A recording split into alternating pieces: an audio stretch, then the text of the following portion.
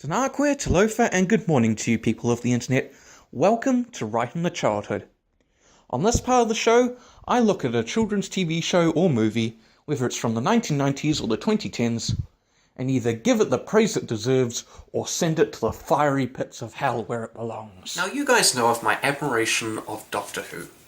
I absolutely love it. It's a fantastic show, loved by people from all over the world of all different ages, and has been on our screen since 1963, making it one of the oldest shows on the BBC. However, when the show came back in 2005, it was decided to create a couple of spin-off series. Torchwood was a more adult series, which followed Captain Jack Harkness. It took a much grittier and darker tone compared to Doctor Who. However, there was one which was more kid-oriented, which itself was brilliant, capturing the heart and soul of Doctor Who, and that was the Sarah Jane Adventures. Beginning in 2007, but brought to an abrupt end in 2011, the series followed Sarah Jane Smith, a former companion who took on aliens with the help of her adopted child and friends throughout Ealing. Its strict 5 series incorporated aliens from Doctor Who as well as new ones, and even featured the Doctor himself, twice. But did this show live up to the reputation of Doctor Who? Well, let's journey to Bannerman Road and find out. The first series begins with Maria Jackson, played by Yasmin Page, moving into her new house alongside her father, following her parents' divorce. Her new neighbour across the road is a strange woman, and after moving in, she observes her with an alien. The next day, she's invited by a random girl named Kelsey to come to the factory of a new, very popular drink called Bubble Shock, which contains Bane. Catching the bus, they have a quick chat about the drink. That is, anyway, organic. So that makes it all right then, just the magic word organic. Well, it's natural and that's good, so there. That's actually really good social commentary. Something being organic doesn't make it good for you, right, anti-vaxxers? The neighbour also comes along to the factory to interview the owner of the company, Mrs. Wormwood. Although sneaking into the factory isn't exactly the best way to do it. As Maria and Kelsey go into the factory, the guests are scanned, with information going into some kind of body, an archetype as they call them, as they're offered more free samples. Shock revitalizes your taste buds and gives you energy morning, noon and night. Only Bubble Shock contains Bane, etc. Okay, now this tour guide, you can tell there's something sinister about him. Surely they wouldn't think he was a tiny bit creepy, right? The woman gets her interview with Mrs. Wormwood, the woman revealing herself to be the titular Sarah Jane Smith, in case you've never seen Doctor Who before. After a discussion and a bit of foreshadowing, she leaves in the lift, narrowly escaping the secretary. We also discover that the use of cell phones sets off some trouble, releasing the archetype from before. In the chaos, Maria eats it in the form of a teenage boy and hides in the woman's bathroom, soon discovered by Miss Smith. Kelsey has her phone destroyed and sees the Bane mother, but gets taken to Mrs. Wormwood. He's a prize mentalist. He's got like this big puppet thing living in his roof, and he thinks it's his mum. I hate this girl. Probably the worst part of the episode. But hey, it's her only appearance. After a revelation and a memory wipe, she's taken home while the tour guide goes to find Miss Smith and their archetype. While he fails, they go up to the basement to obtain help from Mr. Smith. Mr. Smith? Yes, Sarah Jane. I need you.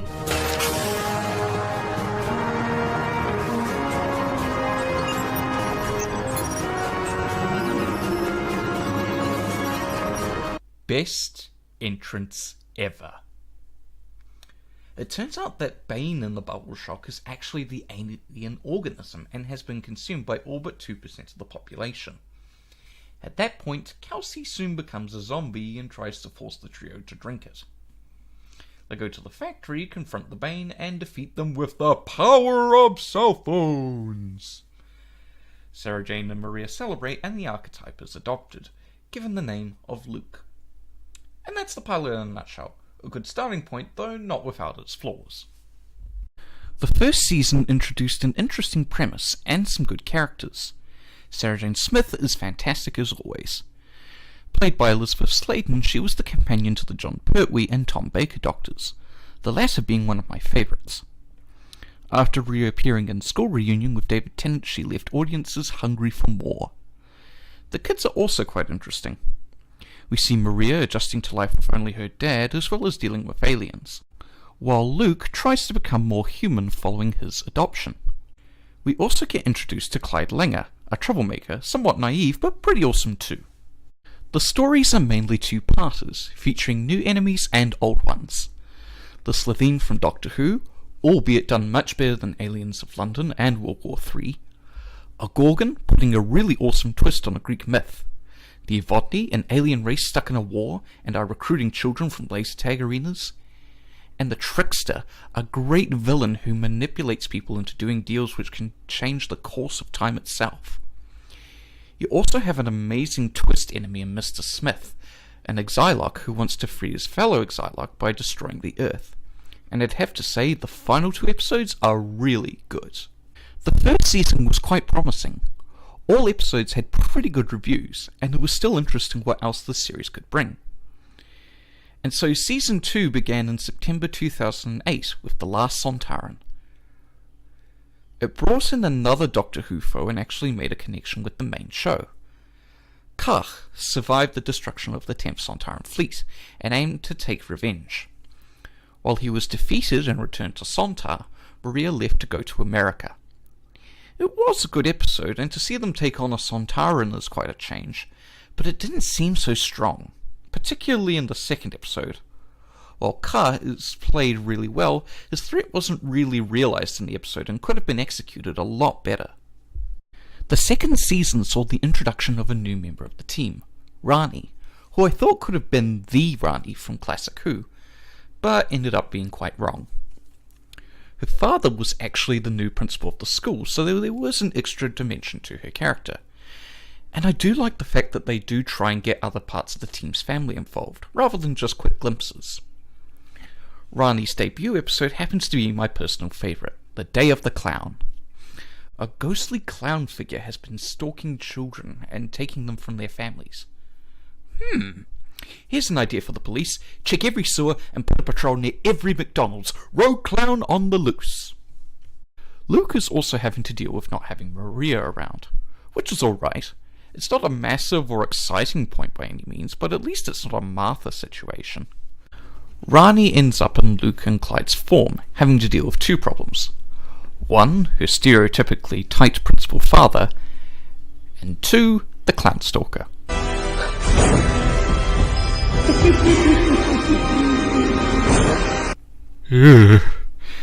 Sorry, not particularly a big fan of clowns.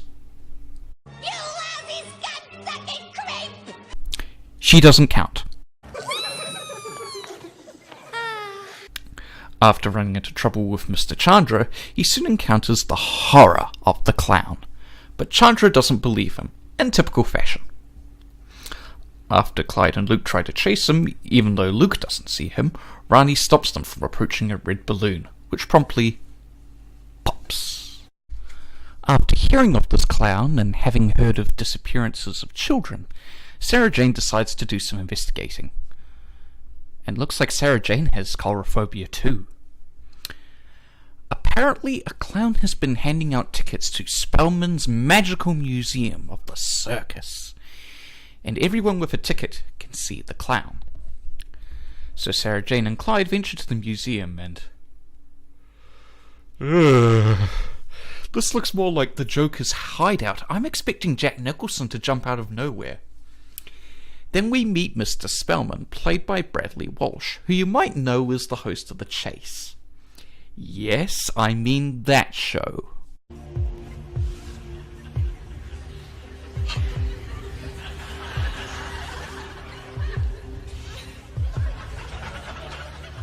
The two are taken to a special clown exhibit where things start to get a little creepy and a bit personal for Sarah Jane. Then they learn about the Pied Piper, who looks quite similar to the clown. The oldest and most accurate picture of the Pied Piper. The colours of his costume signify he was a travelling entertainer. But I'm afraid even clowns have their dark days.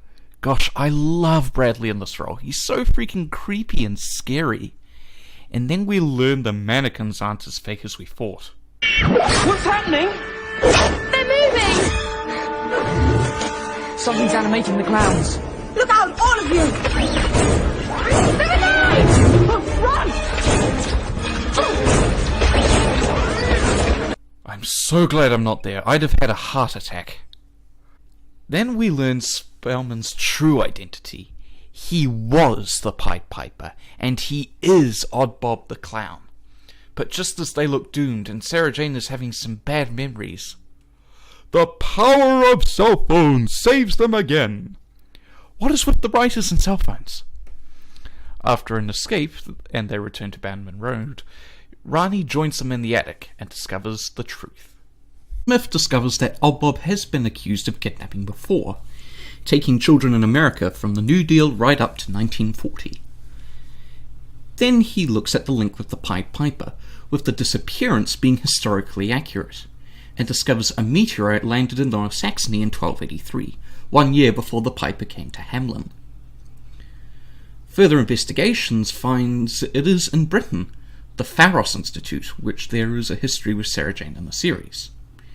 She then tells Luke about why she fears clowns, and it's actually quite a deep and interesting reason than just clowns just look freaky, that other characters like Ben 10, Dick Daring and others have. When my Aunt Lavinia was bringing me up, my room was full of lots of old toys that used to be hers. One of them was a marionette, a puppet clown. I never liked it. It always seemed to be watching me. Then one night, there was the most tremendous thunderstorm.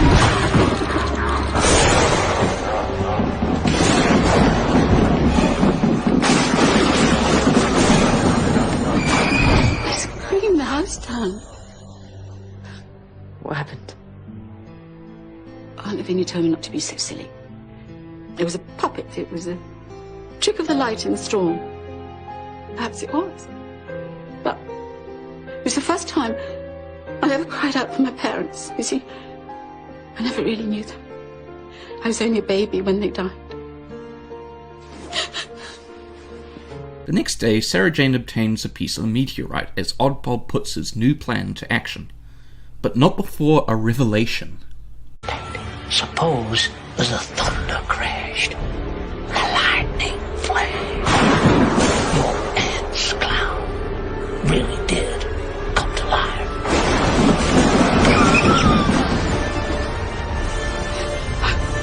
Could you know about that? To chill the blood of a nation, as he puts it, he plans to take the children of Parkvale School, controlling them with balloons, into his museum as he did with the children of Hamelin. He is almost successful, but Sarah Jane saves them with the power of cell phones! What the hell is it with you and cell phones, Russell? Do you have a fetish for them or something? But Odd Bob refuses to give up and takes Luke, with Sarah Jane following him inside to the Hall of Mirrors. Ronnie and Clyde also enter to help her out. She demands the children be set free, but he refuses, saying it would kill him, and he still senses the fear of Sarah Jane. But Clyde enters and defeats fear with humour. What do you call a sheep with no legs? A cloud. Police station toilet stolen. The cops have nothing to go on. What do you call a fish with no eyes? A magician. He's driving down the road and he turns into his house. What? Albeit very shitty humour. With Spellman weakened, she traps him in the meteorite and imprisons him forever. The children are set free and Rani joins the team. The rest of the series involves some other interesting premises. Secrets of the Stars, a possessed man tries to take over the Earth with their birth signs. Mark of the Berserker, which involves Clyde and his father. The Temptation of Sarah Jane Smith, with the trickster returning with a fantastic new plan and story, a must-watch episode. And then there's the finale, Enemy of the Bane, which sees the return of Mrs. Winwood, with a new sinister plan involving Carr, and featuring the Brigadier. It was an interesting finale, but I don't really have particular fond memories of it. I do really like how the series went thus far. It could entertain children and adults, as well as satisfy both old and new fans of Doctor Who. I mean, you've had new monsters, old monsters, new characters, and one of the most loved companions on the show, often having a taste of classic Who with it. You could classify it as a bridge between old and new, taking the best elements of both the classic show and the new, and creating something great. While execution isn't always 100% on the spot, it still goes well. I'd also say the Trickster is one of the most solid villains on the show, one that the Doctor himself would have great trouble taking on. The third season had some pretty interesting villains, as well as a personal favourite of mine. Other stories included an encounter with the Jadoon, a living Mona Lisa trying to free an evil alien from a painting, Blatherine, Raxacoricophalopatorians involved with the Slitheen, but this included one of the best stories involving the Trickster, the wedding of Sarah Jane Smith. It involves our titular hero meeting a man named Peter. She starts to act quite peculiar and even orders the shutdown of Mr. Smith, becoming engaged. However, Clyde is suspicious and keeps up suspicions right to the wedding day, and a very surprising guest objects. Stop this wedding now! What's going on? Who the hell is that? I can't believe it. Oh my gosh, it's David Tennant! Yes, people, the 10th Doctor himself is in this episode. But before the Doctor can save the day, they have been separated in time, literally by a second. As the Doctor and the kids try to work out how to get the TARDIS there to rescue Sarah Jane, Peter reveals he made a deal. If he agreed to go with his plan, the Trickster would save his life. All she has to do is say, "I do." After an encounter with the Trickster, the Doctor has an idea to use Artron energy, which powers the TARDIS, to fight the Trickster. But the kids fail to get in and the TARDIS is cut off, but some of the energy goes to Clyde, meaning he can fight him. The Trickster is wounded, and the Doctor arrives in the second with Sarah Jane and Peter. And sadly, there is only one way to end the deal. Peter has to die. He calls the deal off, and the Trickster is defeated once again, though Sarah Jane is left devastated. The episode ends with the kids getting to see the inside of the TARDIS, and another farewell for the Doctor and Sarah. It's a great episode, and one I'd recommend 100%. I can't really say one series stands out above the rest in my view. There are a lot of fantastic episodes in each series, as well as a couple not-so-good ones, much like the main show. But there were some really interesting scenarios still to come, including the new opener, The Nightmare Man, which revolved around Luke going to university but worried about his future, which ended up manifesting in a nightmarish alien figure, played by Julian Bleach, who some might know as the Fourth Davros. I don't remember that particular series so well, apart from a few episodes. One which was called Death of the Doctor, which featured alien vultures, former companion to Pertwee's Doctor, Joe Grant, and Matt Smith's Doctor. Doctor? That's the Doctor. What Doctor? The Doctor? My Doctor? Oh, well, he can change his face. I know. With him to a baby's. Boy, imagine it from my point of view. Last time I saw you, Joe Grant, you were what, 21, 22? It's like someone baked you. A fifth series had been in development, and a few episodes had been made, including the introduction of a new character called Skye. Sadly, however, Elizabeth Sladen passed away in 2011 from cancer, meaning the show was cancelled. Apparently, new episodes were going to feature Ace from the McCoy era. However, it's so sad when such a crucial part of the show is just taken from right underneath you. But looking back, is it still worth watching? Abso-freaking-lutely. Sure, it shared some flaws with the main show, but it's also shared its spirit, capturing the minds of kids as well as fans of Doctor Who. It's one of the best spin-off shows from Doctor Who, and such a great legacy for such a beloved companion.